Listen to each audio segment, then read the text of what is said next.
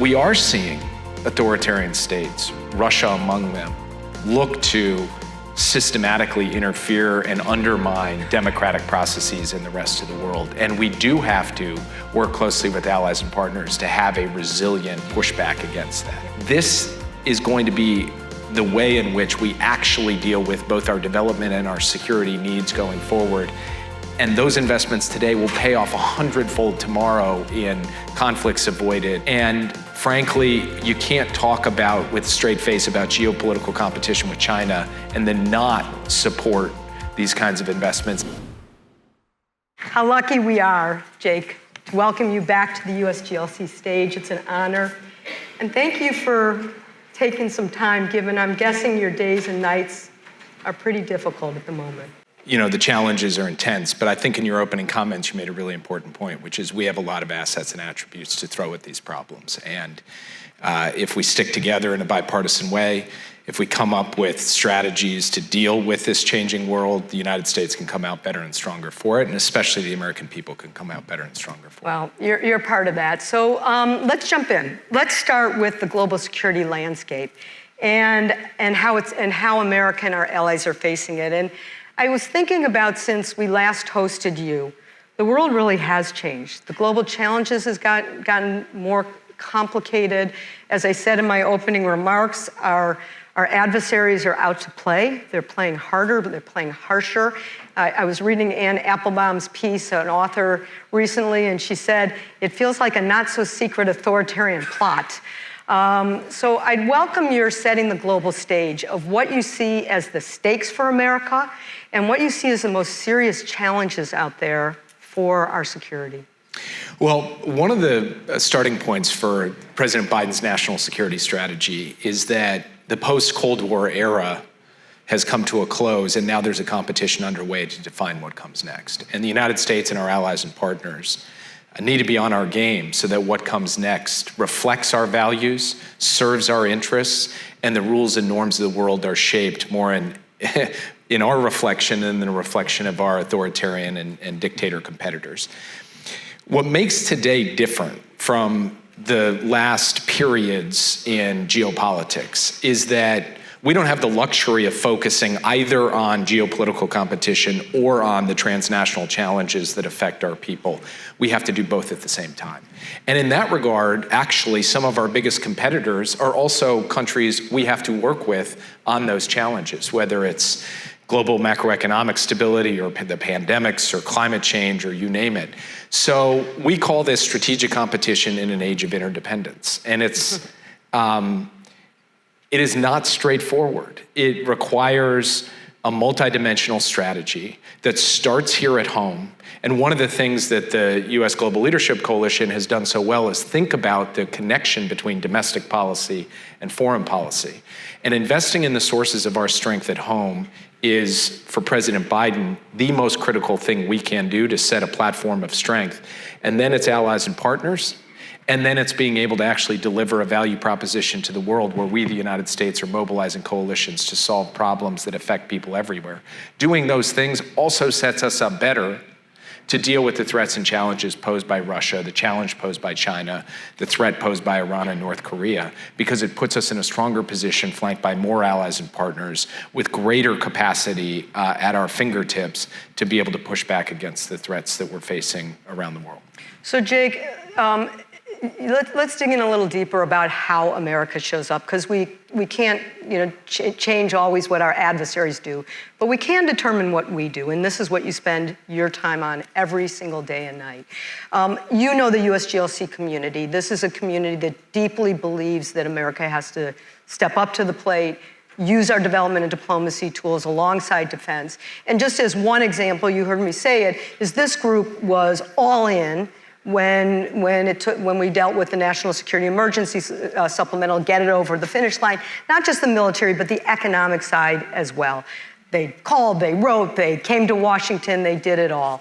So you can't go through every place of the world and every corner of the world, but give us some examples of how we're showing up, particularly with this toolkit, where we're getting it right, and where we might be falling a little short.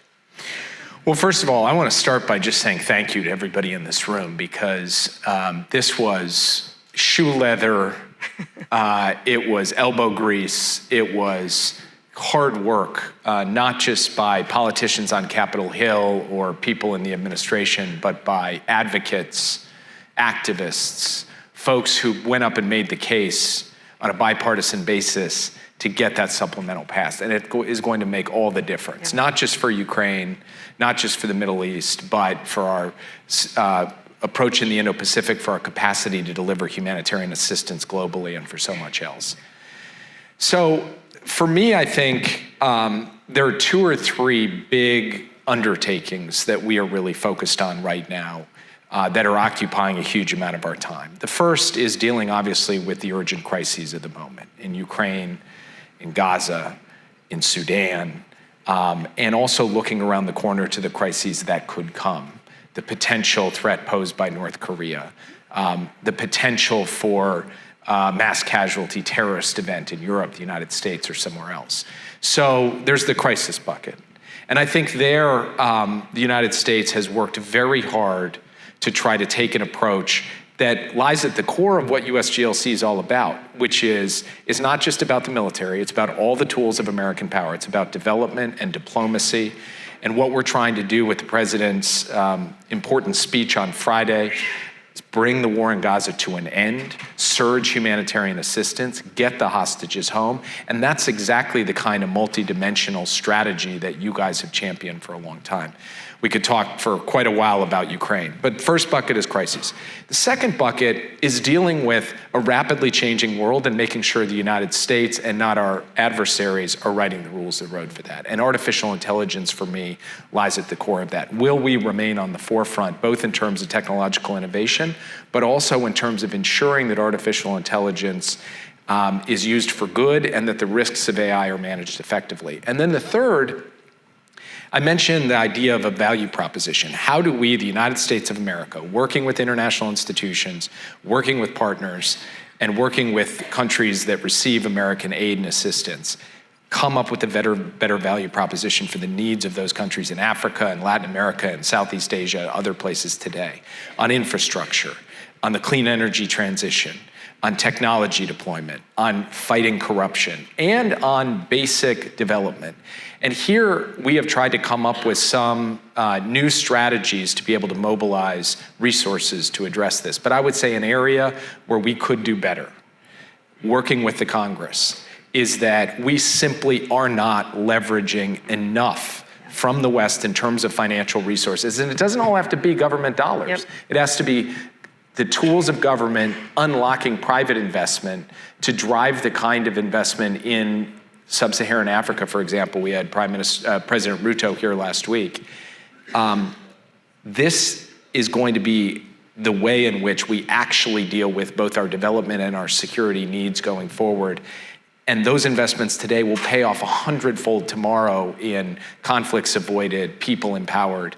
And I would just say, we have our work cut out for us. I make this case on the Hill all the time. You guys make it even more often.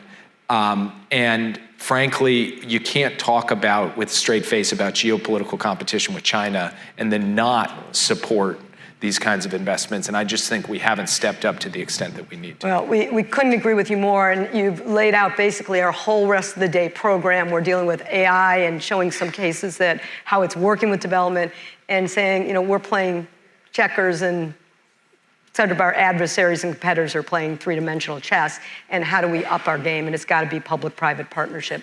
Let me go back to something you said first in the crisis, then I'm going to get to some of your later points. I want to drill down on a few of the crisis and Middle East I have to ask you about.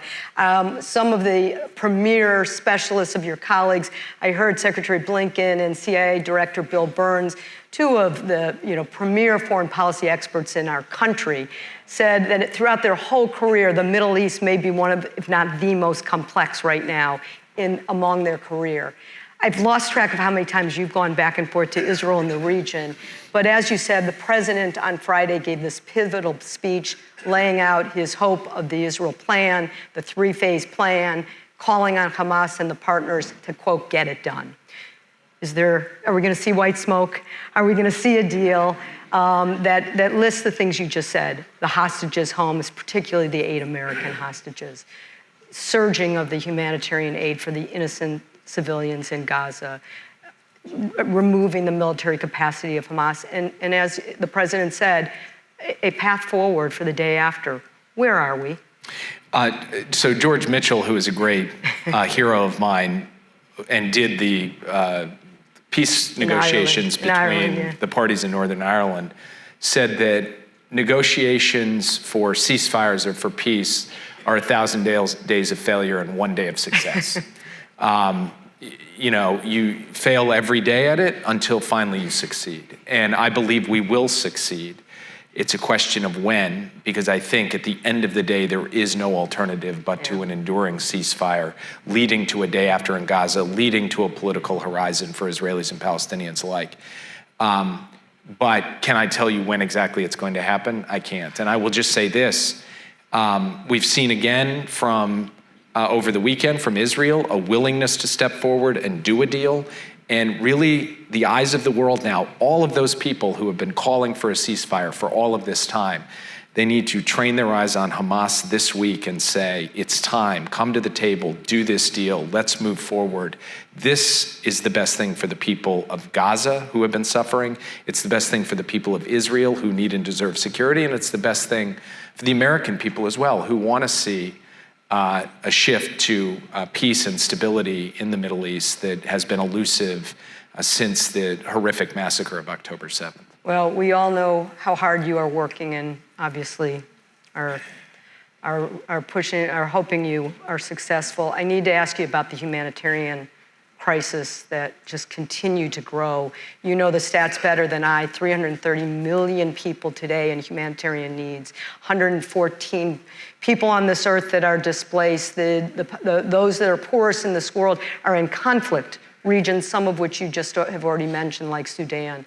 My question is, from a national security perspective, how are you juggling, how are you seeing the multitude of humanitarian crises while also doing something else you've already mentioned, which is making sure we're investing in the longer term development programs that address the root causes that often lead to these humanitarian crises? I mean, this really is, as you know, one of the core tensions at the heart of American foreign policy. It's putting out the immediate fires while also trying to build more resilience so there are fewer fires in the future. From the point of view of displacement, of hunger, of disease, et cetera. And so one of the things that the president has been very focused on is how do we make sure that the architecture of global development, and in particular the international financial institutions and multilateral development banks, are tooled up for the period ahead.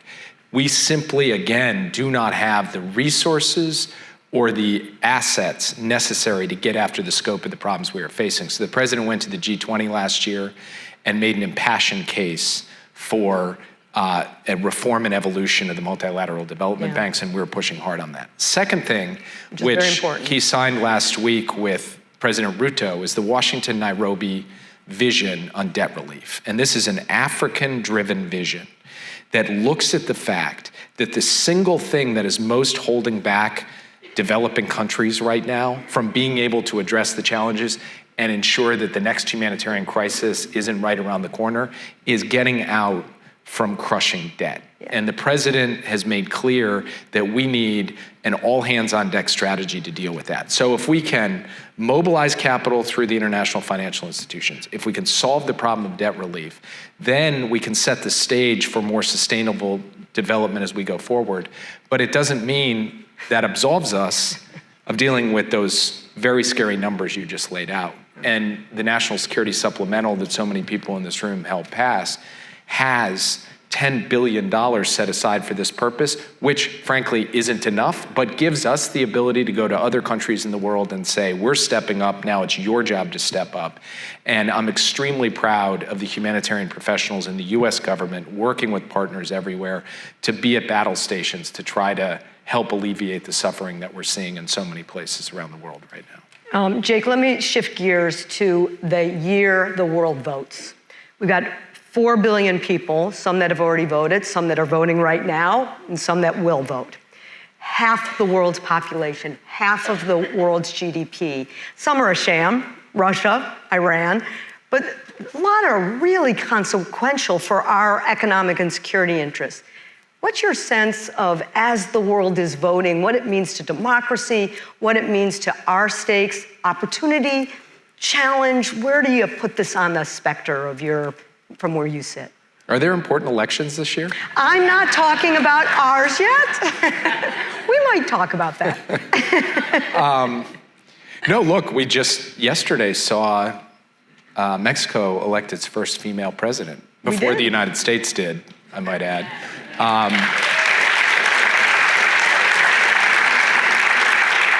India's voting is coming to a close. We're seeing the European elections come up just next week. Every time you turn around, there's another significant and consequential election. And I would say two things about that. The first is that, and it goes to Anne Applebaum's very colorful quote, we are seeing authoritarian states, Russia among them, look to systematically interfere and undermine democratic processes in the rest of the world. And we do have to work closely with allies and partners to have a resilient pushback against that. Yeah. We are also seeing arguments in a lot of different countries that would take us backward about, how democracy doesn't work and the case against democracy that plays into a certain segment of populations in different parts of the world. But we also are seeing incredible enthusiasm and resilience among populations who say, I want my voice heard and I want my vote to count and I want a better future. And I think in the end that is going to win out. And so in this dynamic year, with so much uncertainty about outcomes of elections in different parts of the world, all the United States can do is really try to stand on a platform that says we believe in the core tenets of deep democracy, and we're going to fight for them. We're going to fight to defend and protect them and advocate for them, even in the face of increasingly loud voices to the contrary. I hope you're right. You mentioned we could talk all day about Ukraine. We could, but I'm going to put a particular focus on a question for you on Ukraine. Later this afternoon, we're going to kick off something that we're calling a global economic hub. Your colleague Amos Hochstein is going to be joining us on the panel because we want to look at the question of how economic security is national security. Obviously, we are paying attention to what the White House and the administration is doing around the military and security side of it, but we're also very aware of the economic assistance being so important to Ukraine. Clearly, through the lens of economic security is national security. Can you talk about why the administration, why you felt it was so important that in addition to the military support we provided, that the economic security support is so important as well, and how this fits into this economic security is national security? Well, I would say three things about this. The first is, what is Vladimir Putin's strategy? It's to break Ukraine. He was not able to take Ukraine, to take Kyiv, so his goal now is to break Ukraine. Yeah. And we just saw over the weekend another catastrophic set of strikes, not against military targets, but against energy infrastructure in Ukraine to try to plunge it into darkness so that it could not have sustainable economic activity. And looking ahead to next winter, plunge it into cold so that the Ukrainian people suffer. It is a nihilistic strategy. It is a destructive strategy. But it is what he is trying to accomplish to break the country and break the will of the people. I don't believe their will be broken, but if we do not mobilize and marshal the collective effort of the countries supporting Ukraine, working with the Ukrainians behind sustaining their economic activity, sustaining dynamism and growth, then we're playing into Putin's hands. So that's point one. Second point is that there's a direct connection, and it goes both ways, between the military campaign and Ukraine's economic vitality. In one direction, Ukraine needs air defense in order to protect its skies from these missiles flying in. They need that to save lives, but they also need it to save their economy. And the United States is actively working right now to surge and acquire additional air defense systems. But in the other direction, you cannot fight a war of conquest that has been launched and waged by your neighbor on your territory if you don't have an economy to generate the resources to be able to keep your soldiers on the front line. So the idea that somehow we can support the military effort but not support Ukraine's economy belies everything we know about sustaining an effective military campaign. And then the final thing is that at the end of the day, this is a battle for the immediate present, beating back Russia, prevailing against Russia, but it is also a battle for Ukraine's future. It's about a better future for a country that would like to be embedded in the Euro-Atlantic community, that would like to give its people hope and opportunity. And you can't wait till after the war to build that. You've got to be building that now, today. And so with leadership of people like Penny Pritzker and others who are thinking hard with their Ukrainian counterparts about what we can do to plant the seeds of that future opportunity and have those seeds start blossoming even in the midst of war, that has been a huge priority of ours and will continue to be in the days and months ahead. And having that funding in the supplemental, which was at risk and which people fought to keep in, is so vital to any kind of coherent theory of Ukrainian victory in this war. And it's something that the United States, the Biden administration we are now going to take those resources and make sure we put them to maximum good use. Well, we're going to continue to advocate for them, and we're proud to do so. Two last questions. You mentioned there might be election here. I know you're here representing the administration and not the president's campaign. However, I also know that you are an architect of the administration's foreign policy, and you know the president pretty well. So maybe you could speculate.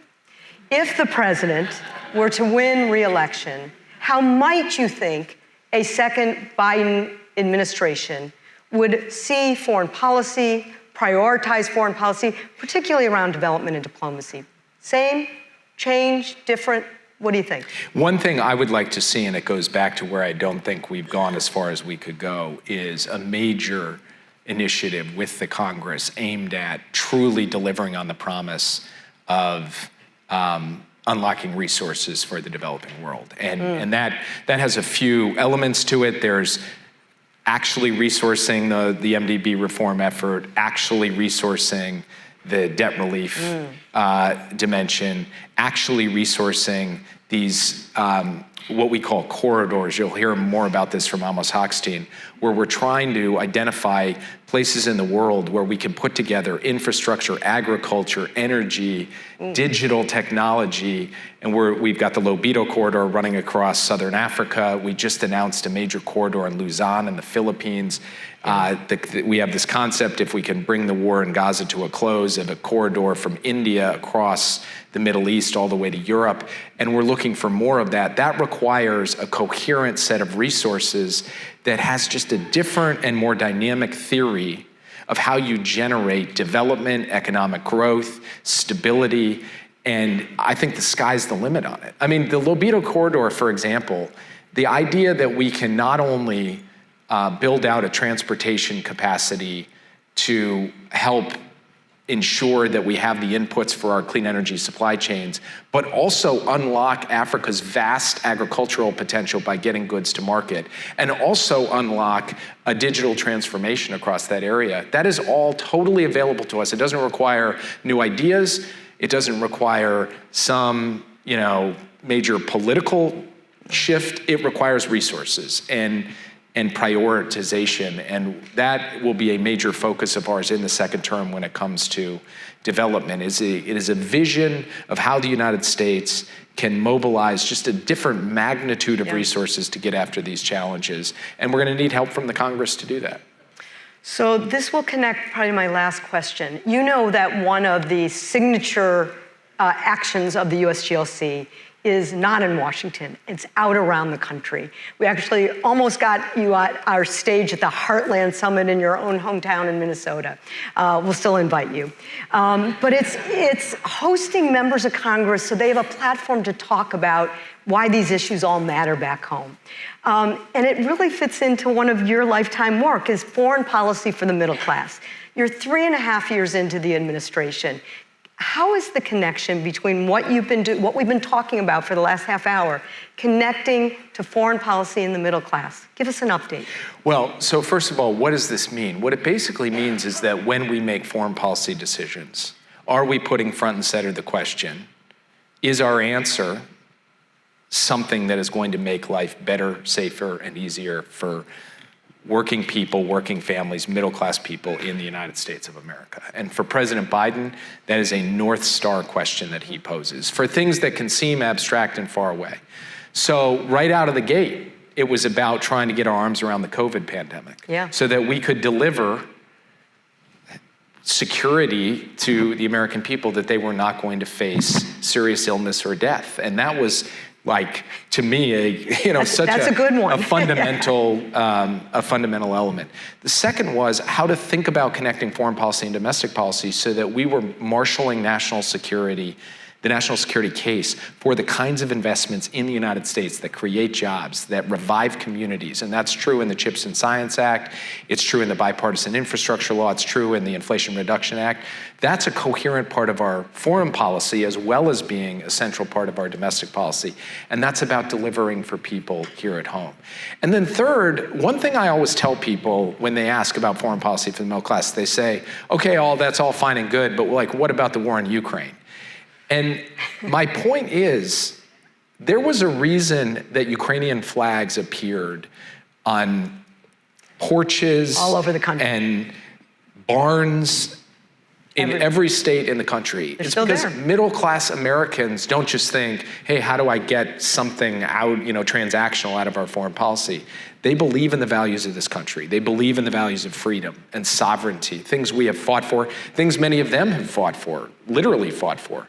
And so part of foreign policy for the middle class is vindicating that vision of America that I think animates and motivates so many people on all sides of the political spectrum here about who we are, what we stand for, and where we are when it counts. And so I do believe that our response to the war in Ukraine is part, not some other thing, it is part of a foreign policy that delivers not always something tangible, but something deeply intangible but important, which is the sense of purpose and pride that comes from thinking we, the United States of America, can help a people somewhere else who shares our values and build a world that ultimately also will make us more secure, as we've learned through history. And so I actually think the weaving together of the major things we have had to contend with in the course of this administration really do bring home the values of foreign policy for middle class, and it's something I personally care passionately about. We can tell. Ladies and gentlemen, please join me in thanking our National Security Advisor, Jake Sullivan.